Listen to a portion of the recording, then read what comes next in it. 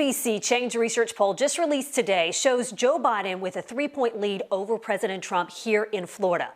And with just over 3 months to go until the general election, Susie Wiles, the Ponte Vedra political consultant, many credit with helping the president win Florida in 2016, is speaking tonight exclusively to First Coast News. She rejoined the Trump 2020 campaign earlier this month, and she tells me that it could all come down to Florida in the race for the White House. In the world of Florida politics, Susie Wiles is who many Republican candidates turn to so they can cross the finish line on top. She helped Rick Scott and Ron DeSantis become governor and is credited by many with helping President Trump win Florida 4 years ago. That I will be president for all Americans.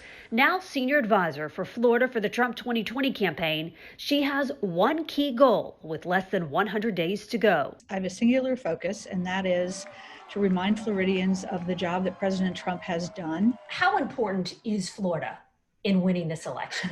I don't think there's a road to the White House for re-election without it. The latest poll showed Joe Biden ahead. A Quinnipiac poll of Florida voters last week gave Biden a 13-point advantage. Do you put any stock in the polls at all? You wish they were the other way around, but just like in 2016, it's not something that keeps me awake at night. What keeps me awake at night is making sure that Floridians know the president's record. In the midst of a pandemic, getting the messaging out in the final stretch of the race is much more virtual. I think it'll work. I think the rallies are missed and Trump supporters love them, but it's just not our reality right now, so we compensate in other ways. Normally I do it through a rally. But Wiles says it's proving to be just as effective with teletown halls and meetups. What they call a ground game in this business is much, much larger than it was in 2016.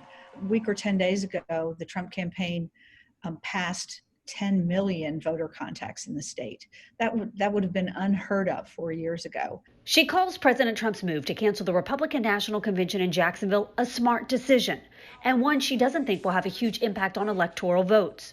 With 29 of those at stake in Florida, she says you cannot take any part of the state for granted. Florida is a 50-50 state. It is a jump ball every time. And so to handicap it or to suggest that anything in Florida is easy on either side is just somebody that maybe hasn't had enough experience in this state.